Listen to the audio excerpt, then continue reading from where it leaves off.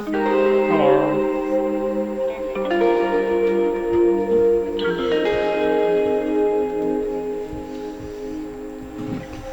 Hello everybody, Mark here from Present Day Production with a very quick review for you of this, the latest in the Klark Teknik line of rip-offs of classic analogue hardware. This, by cat, the BBD-320, although I think they've renamed it now, is heavily inspired by the Roland Dimension D from the mid-1980s. The original Roland unit was a bit of a weird one when originally released, as it was marketed as a dimensional enhancer, a psychoacoustic processor designed to synthesize a stereo source from a mono one, or further enhance an existing stereo source. So let's plug in a mono source, my voice, and see how it sounds in glorious stereo.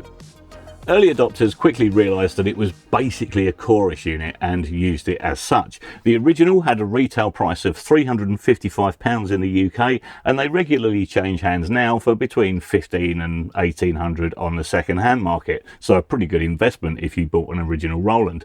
The Klark Teknik unit we're reviewing here costs around the same as a decent meal out for two, with desserts and half a packet of Embassy No. 1 to finish off with, and will probably hold its value just as well, but such is the power of Music Group and their scaled manufacturing abilities. Physically, the unit is very well built. On first inspection, it uses exactly the same case as we see housing their 1176, Pultec EQ and LA2A rip-offs, with the same arrangement of power switch, logo and fog light on the right of the front panel, an output level meter to the left of those, dimension switches and a bypass button on the left. The unit retains the minor irritation of the original in that it has the mono stereo input select switch on the back panel, right where you don't want it.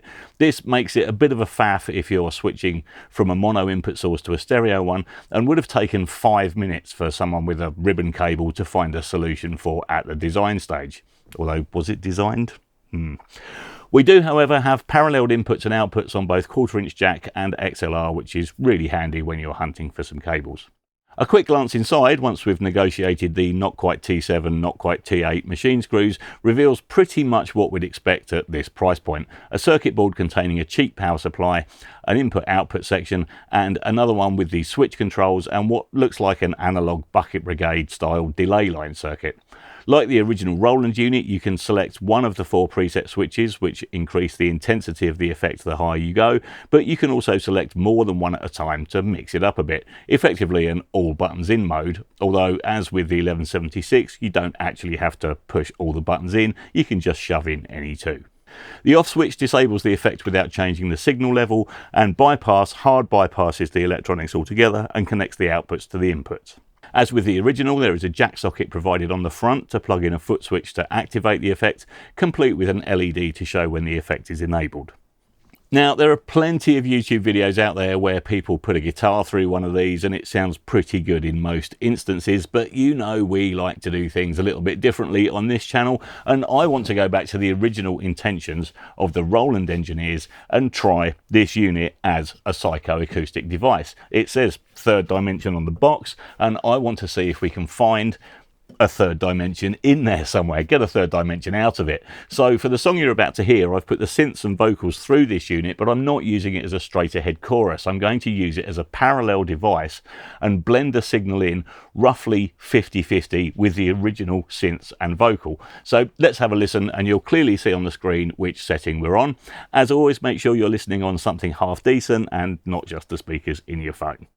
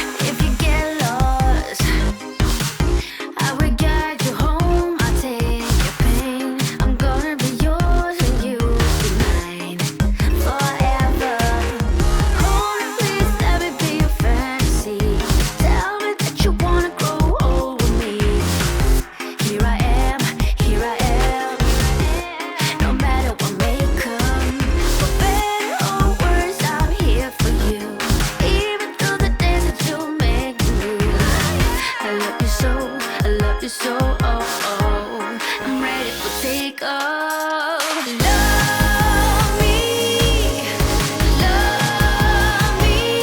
you're gonna love me unconditionally. That's all I wanna know. Love me, is this unconditional?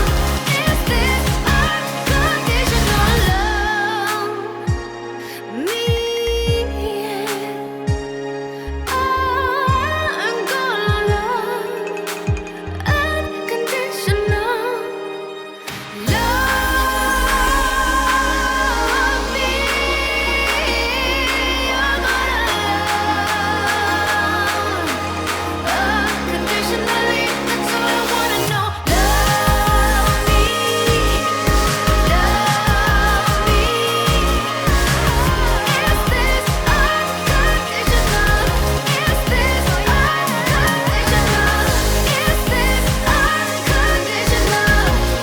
this unconditional? Is this unconditional love? Oh yeah. Love me, you're gonna love me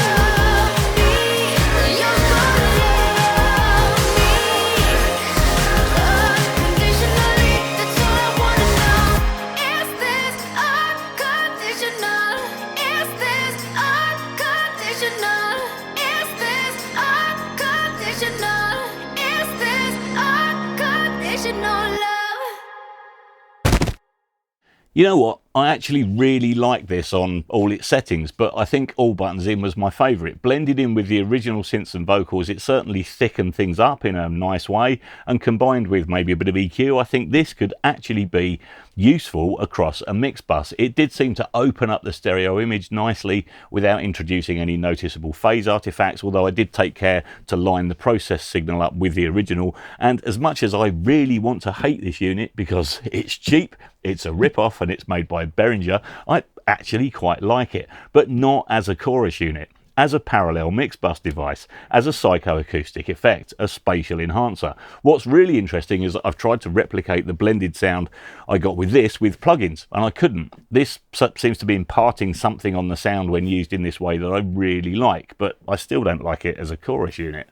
The unit is dead quiet. I couldn't get any obvious noise out of it, and for 149 quid, which is what we paid, although you can pick them up for even less than that now, I'm quite impressed, and I think it might actually stay in the rack, at least until it breaks, probably a week or so after the warranty runs out.